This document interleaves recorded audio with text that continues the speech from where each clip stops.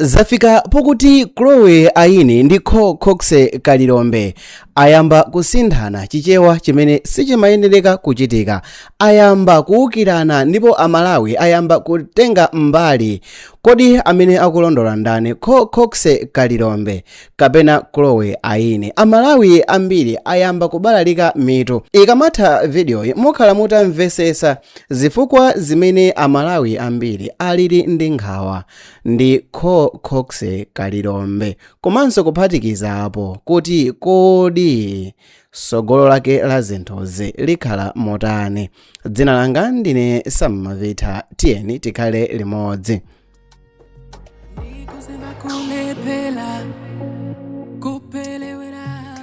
Mu video ya last time ndinakulonjezani kuti ndikhala ndikumakupasani ma updates a nkhani zonse zimene zikuchitika pa nkhani yokhuzana ndi kumwalira kwa bolo, ndipo mu video yiso ndifuna ndibwere mongokwaniritsa mawu anga. Apa pali chinkulirano chimene chilipo pakati pa Cox Kalilombe ndi Chloe Aine. Amene akulondola ndi ndani? Amene akukonza sogolo ndi ndani? Chifukwa pa center pa zonsezi sikuti pali bolo, sikuti pali Chloe, sikuti pali wina aliyense amene ndi family member ayi. Pali anthu awiri amene ndi ofunikira kwambiri kuwalingalira bwino tikamapanga nkhani zathu zonsezi pa social media. Anthu awa mayina awo ndi Ino ndi Demo. Awa ndiwo ana a Bolo Young amene anaberekerana ndi mkazi amene dzina lake ndi Utisha Mobre Teka, pogwiritsa ntchito dzina lake la pa social media, dzina limene analembesera pa Facebook page yake. Nkhani ndi yakuti zinakhala motani. Padusa nthawi sopano kuchokera paja pamene Bolo anamwalira, dziko lonse linamva, anthu ambiri analira, anthu ochuluka anamulira Bolo Young ngati m'bale wawo, ndipo anthu ambiri analira. Tataya wachinyamata, tataya munthu amene adamwalira ali mwana, zaka 28 anali asanadyerere iyeyo, koma pansi panali pali nkhondo. Chloe Aine analingalira chinthu chimodzi chimene sichinachitike bwino mu nthawi imene Bolo anali moyo. Chloe Aine analingalira wataya mpata umene akanakonda iyeyu zinthu zitachitika mu nthawi imene Bolo anali moyo, ndiko kubwera pambalambanda ndikuuza dziko kuti Chloe Aine ndi Bolo ali pachibwenzi. Kuzera mu maposti amene Chloe Aine akuchita posti panopa, kugwiritsa ntchito ma principles ake, anaona kuti si chinthu chapamwamba, si chinthu chabwino kuti Chloe Aine alengeze kuti anthuwa ali pa ubwenzi. Komanso pali chifukwa china chimene tichikambe kusogoloko. Cox Kalilombe mogwirizana ndi Utisha Mobre Teka anakambiranatu anthu awiriwa kuti pakufunika kuti anthu awiriwa achite chinthu china chake ndi cholinga chokuti amuchite silence Chloe Aine, chifukwa chokuti panopa Chloe Aine ndiye wafika pomamulira Bolo mpakana wayamba kubowa. Ndipo mukugwirizana kwawo awiriwa anayankhula Cox Kalilombe kuti ndi kwabwino kuti Utishai achite posti china chake kenakake kamene kaonese kuti anali pa ubwenzi wabwino ndi Bolo, ndipo Cox Kalilombe amuthandizira kuti uthenga wake umveke kwa anthu. Ndipo Cox Kalilombe anaganiza mwanjira yabwino kwambiri kuti agwiritse ntchito ma followers ake opitirira 250 amene ali nawo, ndikutanthauza 250,000 amene ali nawo pa Facebook, ndi cholinga chakuti afikirise uthenga umene akufuna. Ndipo mu uthenga mwake anaganiza kuti amuchite sideline Chloe Aine, munthu amene wakhala kupanga naye content kwa nthawi yayitali, ndipo uthenga unali otere. Mwaswera bwanji guys? Mukuwaona omwe ali apawa, awa ndi ana a Malemu Bolo ndi mkazi wake. Mbali zonse ziwiri zinakhala pansi kuti agwirizane bwino lomwe za banja lawo, koma anali asanakwatirane. Ndipo Malemu Bolo anapanga folo, anasatira miyambo yachikhalidwe yakuno kwathu kumodzi. Ndi abanja la Malemu Bolo akudandaula ndi zimene akupanga azimayi ena pa social media. Akupemphani kuti musiyeni munthu akuyenereka kuti apume mwamtendere. Dziko kwambiri. Kumapeto anachita tagi peji ya Utisha ndi cholinga chokuti aliyense adziwe kuti mkazi wa Bolo ndi ameneyi. Izi sizinasangalase munthu mmodzi mwamudzi wakale ino amene sizingamkomere, Chloe Aine. Chloe Aine anafira betrayed, anafira ngati kuti china chake sichili bwino. Waye Cox Kalilombe, munthu mmodzi amene amadziwa bwino za ubwenzi umene ulipo pakati pa Bolo ndi iyeyo ndi Aine. Bwanji ndi chifukwa chani wabwera pa mbalambanda ndikumayankhula kuti azimayi ena iyeti mwa asikana onse amene amatchulidwa mu nthawi imeneja, mwa azimayi onse amene amatchulidwa mu nthawi imeneja ndi mzimayi mmodzi yekha amene akulirabe mpaka napano, amene dzina lake ndi Chloe Aine, mkazi wa ku Zimbabwe. Chloe Aine anapsa mtima mpakana anapita pa Facebook page yake ndi kukangolemba mawu amene anasatira ndi ka emoji koseka. Anayankhula mawu kuna kuti usalangule kuti azimayi, lankhula kuti Chloe Aine. Usandiyambe dala. Anthu akhala akunditumizira izi ku inbox kwanga. Apa ndikuti maposti ambuyo monsemo Chloe Aine ankachita posti zinthu zimene ankagawana ndi mwamuna wake amene ndi Bolo. Ndigwisa ntchito chichocho kuti mwamuna wake mu video imene ndikupanga panopa. Ena mwa maposti awa ndi kuphatikizapo maposti amene iyeyo amalira, amene iyeyo anali nthawi yabwino ndi Bolo, amene amaonesa zinthu zosiyanasiyana machedzedwe ake, komanso kuphatikizapo mwambo wa maliro mmene unayendera ku Malawi kuchokera tsiku limene Bolo anamwalira. Chloe Aine wakhala akumalemba nkhani zachikondi zomayamikira Bolo, wakhala akuonesa ma screenshot a nkhani zimene amagawana ndi Bolo, wakhala akupanga zinthu zambiri zimene zimakwiyisa gulu linali. Ndiye panali post ina imene Chloe Aine anthu ambiri akuganizira kuti akuziwa zinthu zambiri zimene amachita ndi Bolo, zimene Cox sakufuna kubwera pa mbalambanda. Chloe Aine mu post yake analemba mawu akunena kuti auze anthu zimene ukupepesera kwa iye, apo ayi ineyo ndipanga zimenezo. Wauze anthu zifukwa zimene ukupepesera. Pali zinthu zambiri zimene zachitika, koma posti imene yangondisangalasa analemba mawu kuna kuti education is very important, kutanthauza kuna kuti maphunziro moja osazaphwekesa si mapepala okha ayi. Kwa nthawi yayitali anthuwa akhala akuponyerana mawu osiyanasiyana. Naye Cox Kalilombe musiku ulalero watulusanso naye post yake imene iyeyo akuyankhula kuti akuti ikhala yosiriza mu nkhani iyeye. Nkhaniyi walemba wachita post message imene mkazi wa malemu Bolo yange wakuno ku Malawi, osati ku Zimbabwe koma wakuno ku Malawi, anamulembera Kondwani. Message inali yakuti uthenga onse okhuza izi iweyo Kondwani ukuuziwa mmene zimakhalira munthu wina akamakuputa.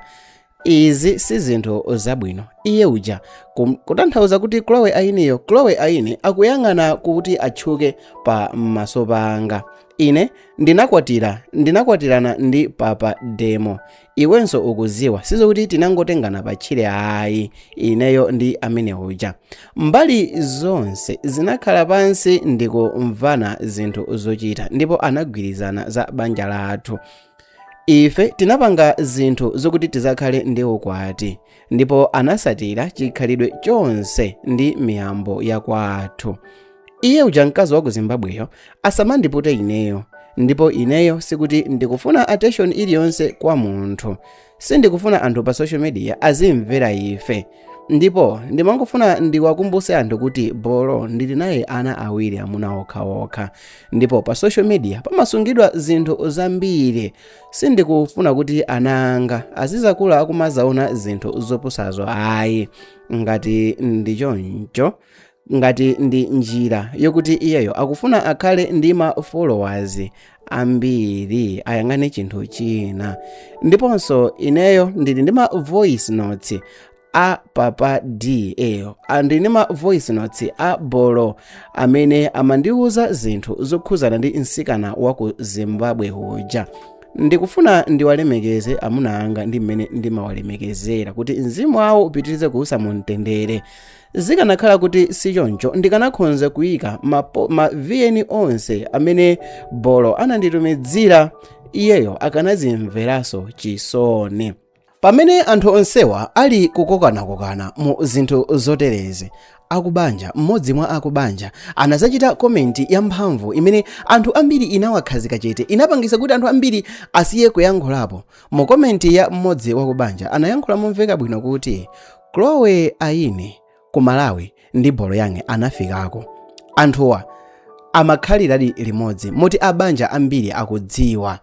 Chloe Aine limodzi ndi Bolo yange analangizidwa mu nthawi imene anabwera ku Malawi. Bolo yange analangizidwa kuti akuyenereka kuti zinthu zawo azisiye zikhale private, ndipo panali konzero chomveka bwino ndithu kuti chaka chamawa Chloe Aine ndi Bolo yange akhala akukwatirana ndipo ukwati ukanakachitikira ku Malawi.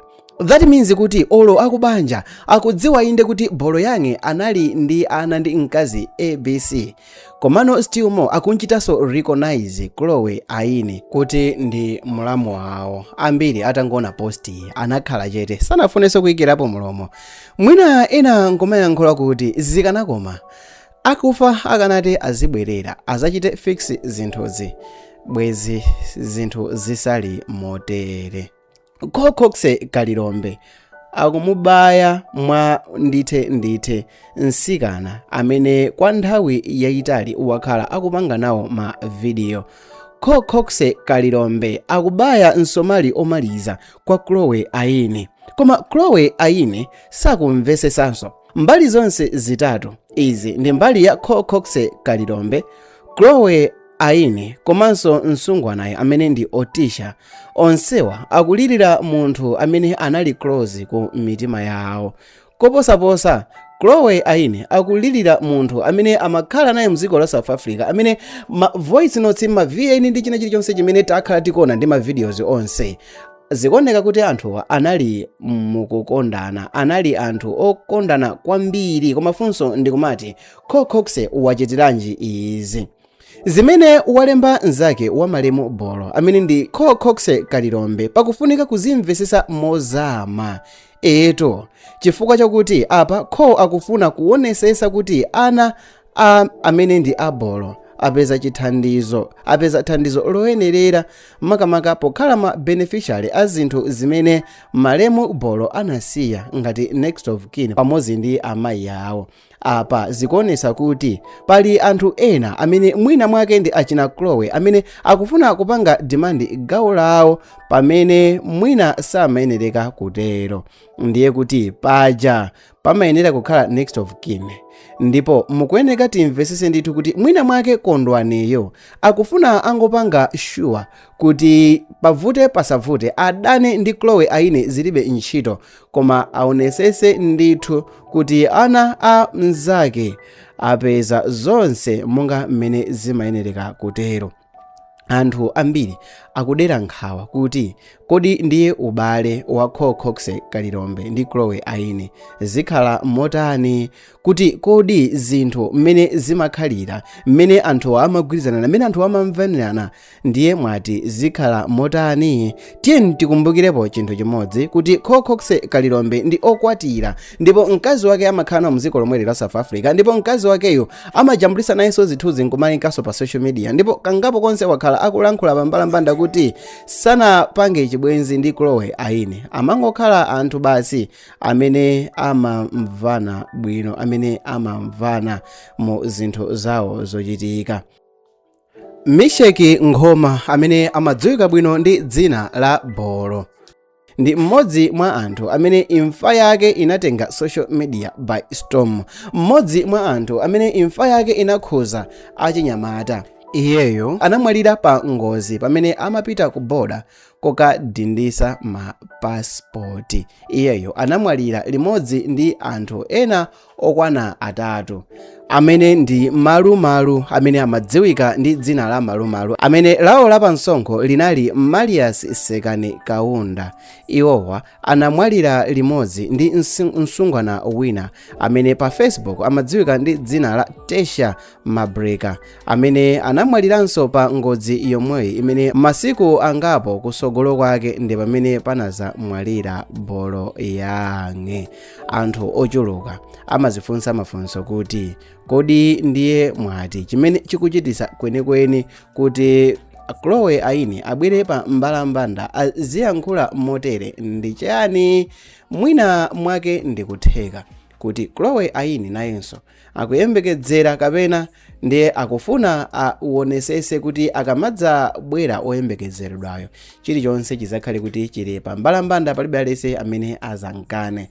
Kulira salesana chimene ndingalankhule ndi chimenecho.